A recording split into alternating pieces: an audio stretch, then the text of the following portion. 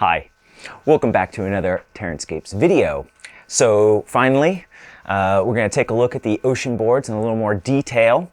And if you're just joining me now, you are coming in at the end of it. Well, first of all, welcome. Hopefully you enjoy the channel and find something here of use, or you see my struggles and you feel better about yourself. But also take inspiration from the victories that I have, right? Work hard, keep trying, and you will solve problems. It's about fortitude.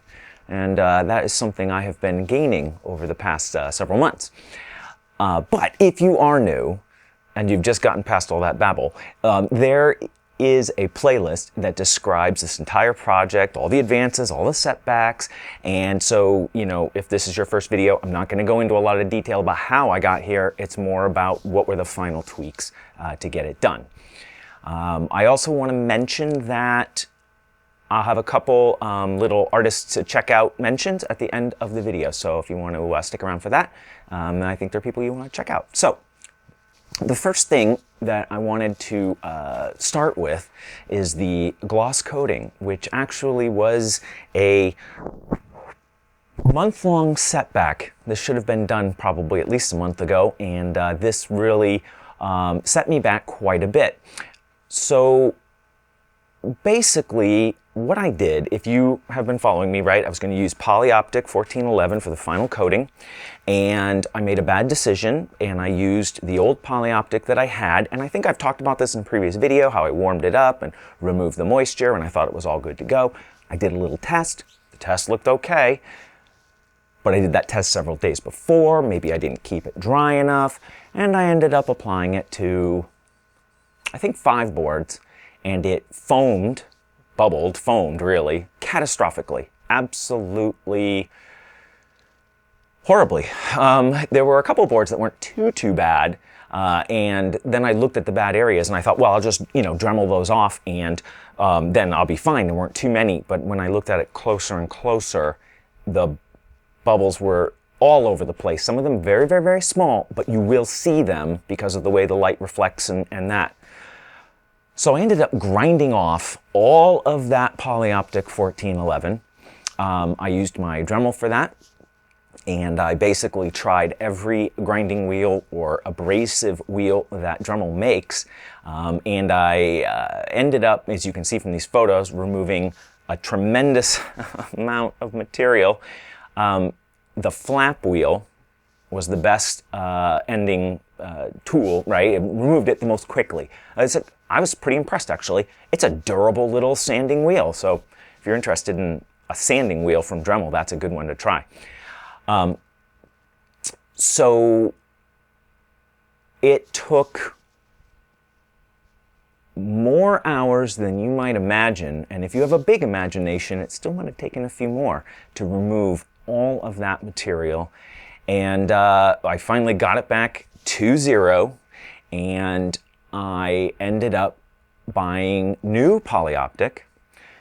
I thought, okay, I'm going to get some brand new Poly-Optic. I'm going to keep it unopened until right when I need it. And then I'm going to build a dry room. So I built the room that you see now over where I store my boards, and I put a dehumidifier in it, and then I cranked that dehumidifier up, and I had it toasty warm to speed up the cure time, and super dry. And that looked great, actually. So then I started testing some Poly-Optic, and one of the things that I noticed is that I'm going to push it around with my finger, right?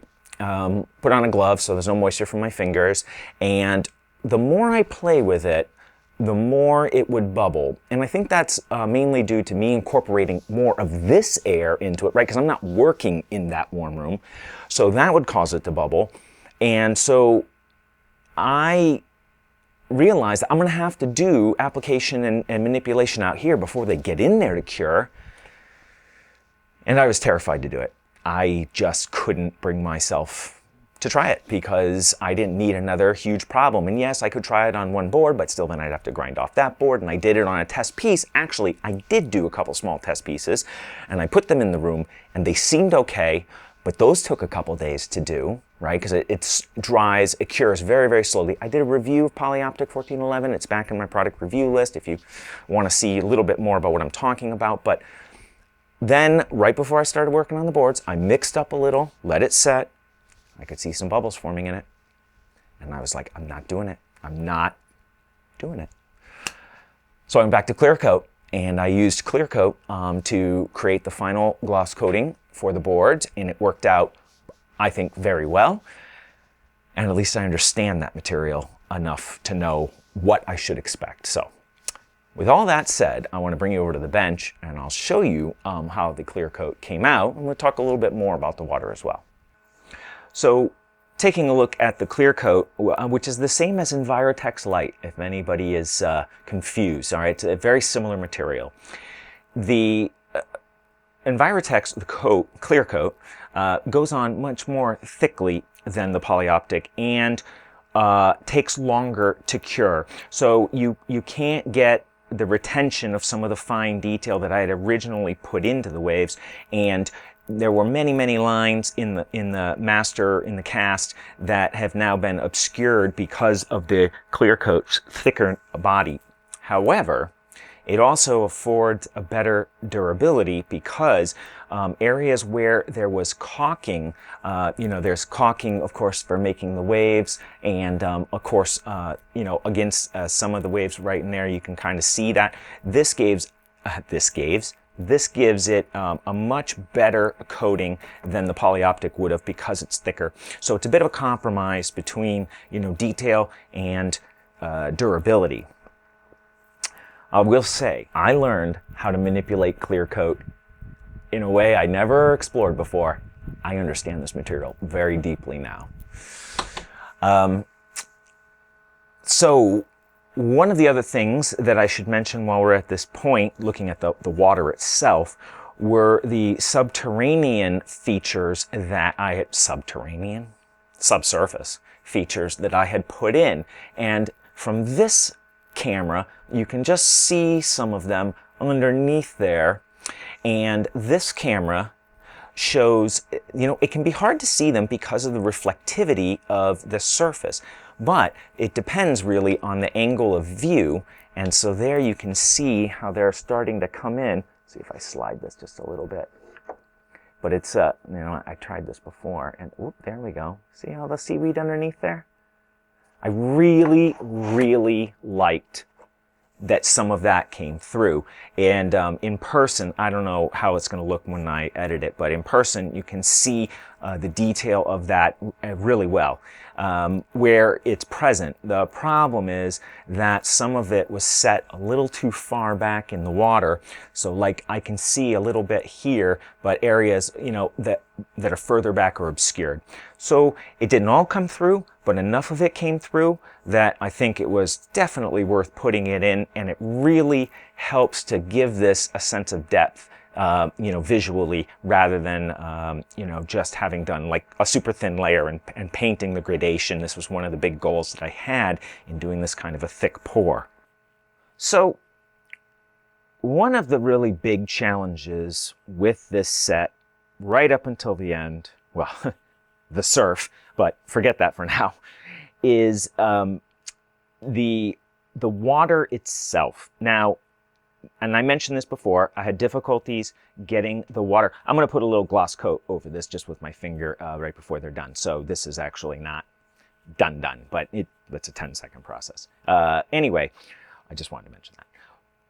The water depth is poured in several layers. I've probably mentioned this several times. Each of the layers is tinted differently, and the way I had the dam created, I couldn't get a precise layer for each of the colors. So if the green was a little heavier, the water was shifted a little green. If the water wasn't poured as deep, then it was a very deep blue. So there, this is an extreme example. There are a few boards that are like this, and that's a problem. So what I'm doing actually, because this is low, is I've shimmed this up, and I'm going to install permanent shims for the next video where I'm going to be laying out the whole board set, so you'll really see that. you know, that it does come back into alignment, but it's a color problem. So what I ended up doing, and I want to thank a viewer for suggesting this. He suggested I use Liquitex gloss medium and tint it and put it through an airbrush to you know, change colors where I wanted to. I started to try it with the airbrush and it wasn't enough, so actually I ended up using a brush and just applying you know, as a glaze really over areas, and then I could build those layers up to get the right color. Move this a little more towards green, move this green a little bit more towards blue. Now, saying that, they are not all the same. It's very, very hard. If I push it too hard, it starts to become less transparent, which loses some of that depth effect. And some of them were so off, right? It's a big move. And every single board pretty much was a little off, right? There were like 3 or 4 that were like dead on in one color and 3 or 4 that were dead on in another slightly different shift. And then the rest of them were like all over the place, just a little bit. So that's my biggest disappointment in where this is at. Even though I've spent 1,000 hours on the surf, ridiculous. That's an exaggeration, but not as much as it should be. I can still tweak that and fix it. I can do whatever I want. I can't fix this beyond what I have done.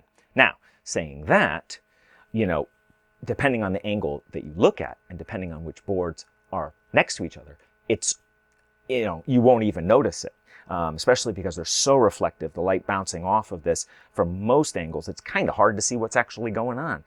But there will be a few angles of viewing for a few boards next to each other that are definitely not going to be a perfect color match. The other reason there are some spots that aren't a good color match is that when I did the original surf, when I started doing it, this is a very early board right here, I was using a different caulking than what I ended up using. I'm using Liquid Nails Clear Sil, I believe, which is fantastic. I used 20 tubes of that caulking for this set. Now, the original caulking, which is why I moved away from it, has a bit of this blue tint to it. And there's a few areas that are like that. And I've shifted some of them as well, actually, to blend them back in as much as I can, but there are a few that stand out. There aren't a ton of them. They're on the earliest boards, and some of that blue was in the waves, and actually I was able to shift some of the waves a lot, actually. I really was excited about how I fixed some of the wave backs so that the greens were more matching, but for some areas like out here, I know there's only so far I can push it, and there are some areas at the edges of the shore that had to be pushed, which was a large part due to depth issues. So man, can I just say how difficult getting all of this water to match. I've never done anything more difficult than this, ever, ever. And so it's definitely something I'm thinking about, and I'll talk more about it at the end of the next video on what I've learned from this project and how I might go forward with another piece. But overall, the matches are good. For most of the unions, they're very good. And if you take a really extreme one and put it up against another on the other end of the extreme spectrum, there will be a noticeable difference. But, you know, it's not all going to be unified no matter what you do, because some of the boards, so right now, all the waves are lined up here. But you know, when they are tiled and depending on the arrangement, you know, some of them are going to end up, oh, there's my temporary shims. You know, some of them are going to end up like this as well. So, you know, there's going to be little variations because of the way it's tiled and the, you know, the numbers of them. If you know me, in my world of dreams, they would be perfect. But they are at the highest level that I could achieve. And overall, I think they're pretty solid. So I want to thank again that viewer who suggested the Liquitex glaze, because gloss medium, because it was a lifesaver to save a lot of these boards in terms of color and unifying them. And I did all of that before putting down the Klear Kote. And so that's really how I handled the water right up until the end. Last thing I want to mention before I go is that, and I don't know how well it probably, oh, I got to touch up that spot right there before it goes. The trim is one of the areas that I sacrificed the most, and by that meaning I just didn't really work to bring it back up to a perfect, or a really nice state. I had to stop at something. I just had to stop, and I decided that's the least important area to tweak. I wanted to polish it and have it all be super smooth and glossy, and look all, and look, I had to stop because I actually had to scrape a lot of material off to bring them to a good union, because some of these towed a little, or towed a little, and that's another learning point, which we'll talk about later. But that meant I had to really remove some material on the bottoms so that the tops would meet properly, and that scraping and sanding left some burrs and some, not burrs, but I mean some abrasions and some sanding scuff marks and some scratches. They're there. They're not going to get fixed, but I mean, for the most part, they're never going to be seen. So I'm not terribly worried about it, but I just want to mention it. That is one area where I just said I have to stop, because if I don't stop somewhere, I'd still be working on them. So there's the tour of the water, all of its features, some of the struggles, and some of the successes.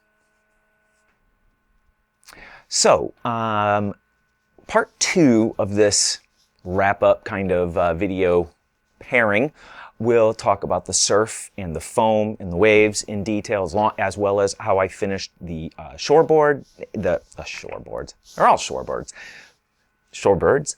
The actual beach, and the grassy area right behind it. So I'll cover those, and that'll kind of give you the full picture.